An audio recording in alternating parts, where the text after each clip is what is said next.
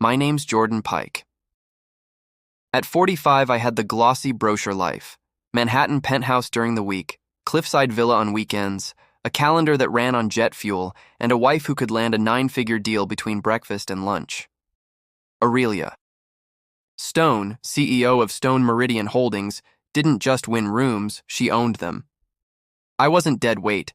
I was a senior project manager, the grown-up in meetings full of egos, the guy who turned chaos into timelines and kept disasters from getting born. I loved Aurelia. She loved me. And for a while it worked. Then her sister, Tessa, floated in like a sparkly storm. Tessa was 29, permanently launching something, and permanently broke. She wore kindness like perfume and weaponized it the moment backs turned. At dinners, she'd purr things like, "Jordan seems so comfortable with the lifestyle," which translated to, "How lucky for the gold digger." Aurelia always chose grace. I chose to ignore the splinters. The splinters became barbs. "Saw Jordan with a blonde at Azure Sky Lounge," Tessa told the family. The truth? I'd been on a Muddy Queen site with Roxane, our licensed drone pilot, in a hard hat and safety vest. I showed photos. Tessa smiled. "How convenient you have pictures." Proof, apparently, was evidence of planning a lie. Anonymous emails reached Aurelia's legal team. Vague concerns about me. Forged screenshots appeared on her phone. Small, believable transfers to a shell entity. A luxury watch arrived at our door with a note. For our secret. A. I'd never seen the watch or the handwriting. "Who's A?" Aurelia asked. I said, "A is for Aurelia," the label on the Venice anniversary folder on my laptop. She stared like I'd just invented a cover story. At work, the screws tightened. Outsourced auditors with dead eyes arrived. Budgets I'd filed perfectly now missed signatures. Travel logs I'd followed by the book showed patterns. At 2:13 a.m., my credentials accessed company servers, even as badge logs placed me home at 6:47 p.m. Dion, my IT lead friend, called. "Someone cloned your login." The trap was being built in my name. Then came the jet. We'd flown to Miami to christen a new tower, Aurelia's Theater of Excellence, cameras, handshakes, ribbon, headlines. 30 minutes into the return flight, she went boardroom cold. "Pack your office when we land," she said. "I can't have someone I don't trust near my books or my bed." Tessa sat across the aisle, glowing like a villain who'd rehearsed the scene. Captain Lawson diverted us to a regional strip in Jersey. Security handed me my carry-on. The G650 lifted into the night. Through the window, Tessa waved, bright, harmless, and psychopathic. An email arrived before I reached Manhattan. "Please clear your personal effects by 10 a.m. tomorrow." Translation: Get out. I moved into a one-bedroom with walls that shared neighbors' Netflix. 4 weeks of quiet did something explaining couldn't. It sharpened me. I stopped defending and started building a case. Dion became my digital archaeologist. He traced the anonymous tips to the same IP block Tessa used for her social feeds.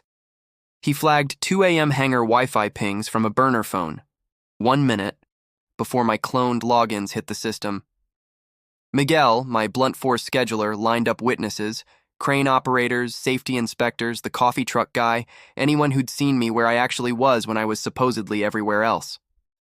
Priya, Aurelia's assistant with a spine of steel, risked her job to forward agendas showing how quickly Tessa slid herself into discretionary accounts once I was gone. Albedo Events began billing for vague coordination. The address matched Tessa's lifestyle manager.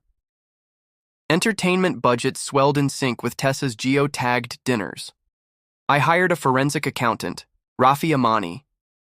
In 3 days, he mapped a braid of accounts, drips from Stone Meridian to Albedo, consolidations, to cards and crypto, and finally to an offshore wallet named Skyalia. He compared signatures. Aurelia's S had a practiced flourish.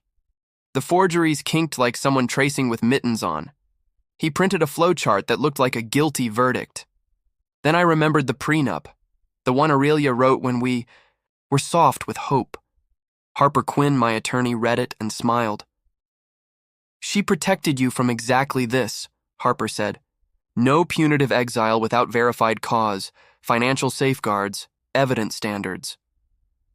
Past Aurelia had built a fence around fairness. Present Aurelia had forgotten it existed. 4 weeks to the day after the jet, Aurelia called. "Have you reflected?" she asked, like I'd been in executive timeout. She wanted me in Conference Room North, the glass cathedral where she closed empires.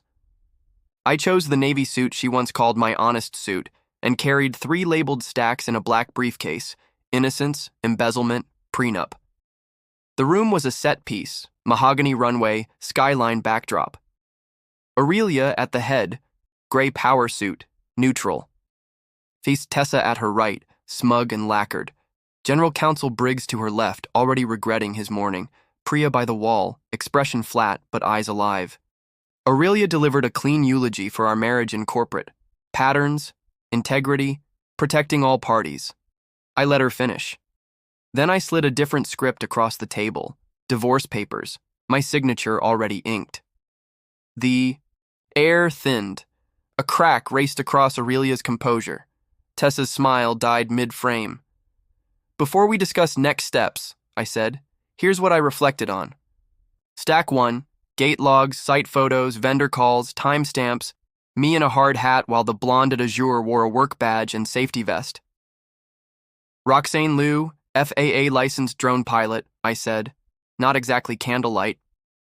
Stack 2, Rafi's flowcharts, Albedo's shells, Skyalia's wallet, casino withdrawals time-stamped to Tessa's selfies, hangar Wi-Fi pings matching my cloned logins.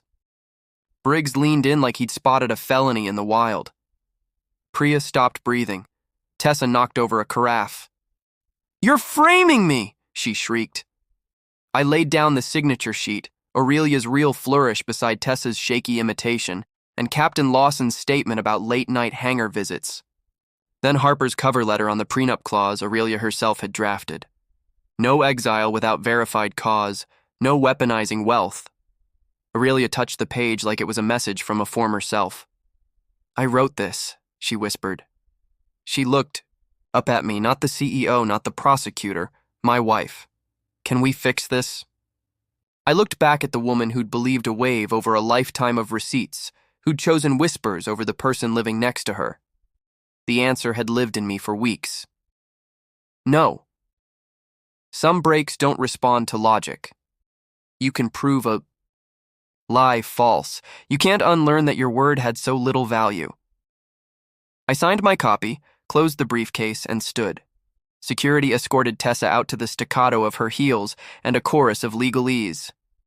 Briggs started dialing auditors and criminal counsel. Priya mouthed, "I'm sorry."